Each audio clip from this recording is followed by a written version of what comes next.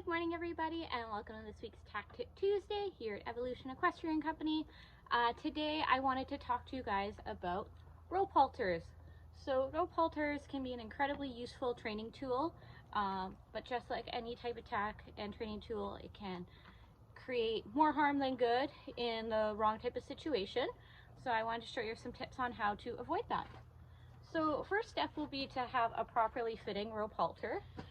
So this is Pies here. We first want to make sure that it is at least a hand above the nostril to avoid any of the sensitive tissue and thinner bone down near the nostrils. We want to make sure that it's up in the jowl area. We also want to make sure it's not too loose. Similar to a throat latch, we want it about 3 fingers. Any looser than stuff can get stuck in there. We want to make sure it's tied nice and snug, and we want to make sure that when we tie it, the tails are going to go towards the back of the horse. Otherwise, if they come forward, they might hit the horse in the eye, and we wouldn't want that. You can have different styles that are simply just like a clip almost up here, but the tying does make it more adjustable. Just make sure that your knot is nice and tight so that it doesn't slip down.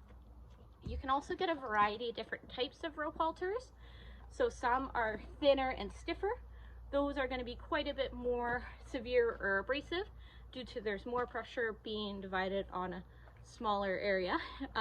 Or you can get big, fat, soft rope halters. Those ones are going to be softer and allow different types of communication than a thinner one. You can also get extra rope halters that have more knots over the nose, and those ones are going to be stronger as well. The reason the knots are where they are is because those are pressure points on the horse's face. So when you apply pressure there, it puts a little bit more of like a bite in that area.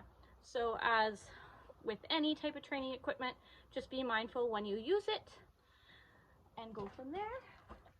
I also always recommend when doing ground rope with a rope halter, I like to tie my lead directly to the rope halter, as that way there's no metal hitting underneath the horse in its jaw right here. If you're asking your horse to back up, that's just going to really hurt because that's fright bone right there. If you had a metal hook on it, it's going to be incredibly painful for your horse. So just keep that in mind when you're working with a rope halter and picking one out. Anyways, thanks for tuning in, and we'll see you next week. Thanks, bye.